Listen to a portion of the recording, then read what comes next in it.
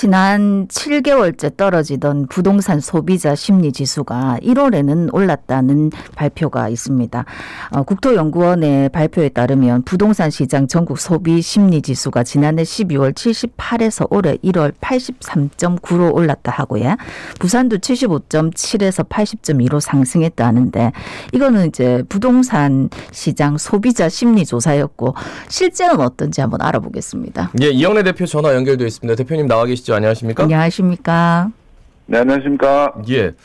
뭐 전국 아파트 매매 가격 떨어졌다고 들어가 보면 하나도 안 떨어져 있어가지고 이게 뭐 어느 정도나 떨어진 겁니까?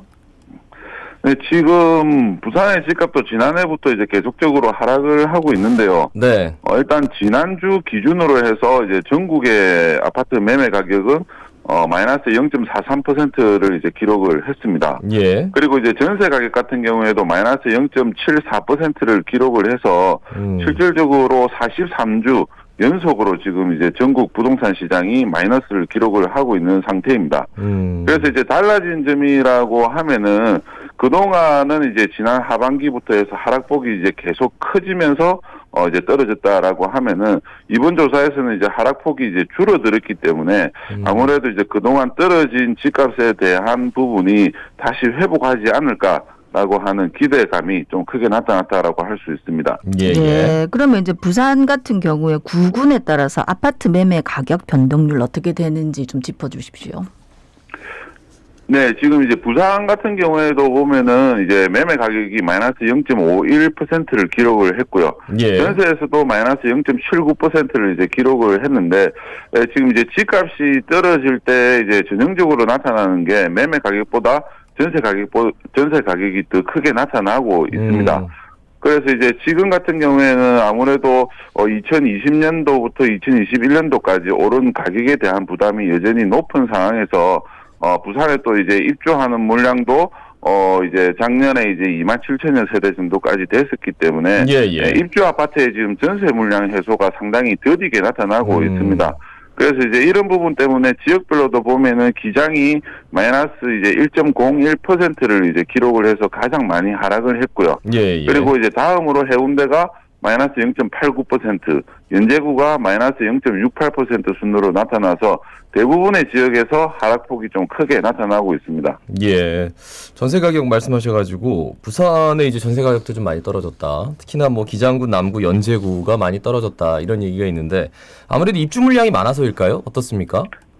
네, 아무래도 이제 입주 물량이 이제 많이 이제 지속이 되고 있는데요. 아파트가 입주를 하게 되면은 결국은 그걸 이제 보유를 하고 있는 분들이 이제 그 새 아파트에 들어가거나 아닐 경우에는 이제 전세를 놓을 수밖에 없는데요. 이제 이런 상황이 이제 부산 전역에서 이제 발생을 하고 있다 보니까 이제 대부분 지역에서 이제 약세가 이제 또 나타나고 있습니다. 기장 같은 경우에는 이제 바로 이제 인근에 이제 위치한 양산에 있는 사송신도시가 지금 이제 계속 입주를 하고 있기 때문에 기장에 있는 이제 그 정관 신도시에 있는 이제 전세 수요들이 이제 상당히 많이 빠져나가고 있는 상황입니다. 그래서 이제 기장의 하락폭이 좀 크게 나타났다라고 이제 볼 수가 있고요. 남구 같은 경우에도 이제 마이너스 1.49%를 기록을 했고 연제구 같은 경우에도 마이너스 1.16%를 기록을 했는데 이들 지역들도 이제 남구뿐만 아니라 부산 진구, 연제구에 계속 이제 새 아파트가 입주가 이어지면서 전세 가격 하락폭이 계속 이어지고 있습니다. 네. 근데 앞서도 말씀드렸지만 지금 이제 부동산 시장 전국 소비자 심리 지수가 12월에 비해서 이제 1월에 좀 올랐다 이렇게 하는데 이게 어떤 의미가 있는 건지 요거 이제 오른 이유는 뭐라고 생각하시는 겁니까? 네, 이제 가장 많이 올랐었을 때가 이제 지난해 4월 달에 최고 이제 108.9를 이제 기록을 했는데요. 그 이후부터 해서 하반기에는 계속 이제 가격이 하락을 했다라고 이제 볼 수가 있습니다. 그래서 이제 이번 이제 1월 달에는 이제 이 떨어지던 지수가 이제 오랜만에 이제 그 상승을 하면서 1월 달에 5.9%가 이제 올랐다라고 이제 할 수가 있는데요. 일단은 이제 심리적으로는 이게 이제 하락에 대한 이제 폭이 이제 좀 완화가 되면서 좀 이제 상승에 대한 이제 심리가 이제 조금 나타났다라고 이제 볼 수가 있을 것 같고요. 예, 예. 이제 이번에 이렇게 이제 움직인 이유는 뭐 전반적으로 봤을 때 정부에서 이번에 1월 달부터 해서 대출 규제를 완화를 했습니다. 예, 예. 그래서 이제 실질적으로 실수요들이 많이 움직이는 계기가 됐었고, 그리고 이제 기준금리도 이제 오를 만큼 올랐다라고 하는 심리도 어느 정도 작용을 하고 있기 때문에 네네. 1월 달에 거래가 늘어난 것이 좀 원인이었다라고 할 수 있습니다. 그 기준금리 얘기하셔서 근데 미국의 금리 인상 속도를 좀 완화할 것이다, 낮출 것이다라는 걸 완전히 뒤엎고 상반기 안에 한 3번 정도 더 올린다, 뭐 이런 게 굉장히 지배적이더라고요. 네. 그렇게 되면은 금리 계속 오르고 부동산 시장은 좀 더 지켜봐야 되지 않을까요? 어떻게 보세요?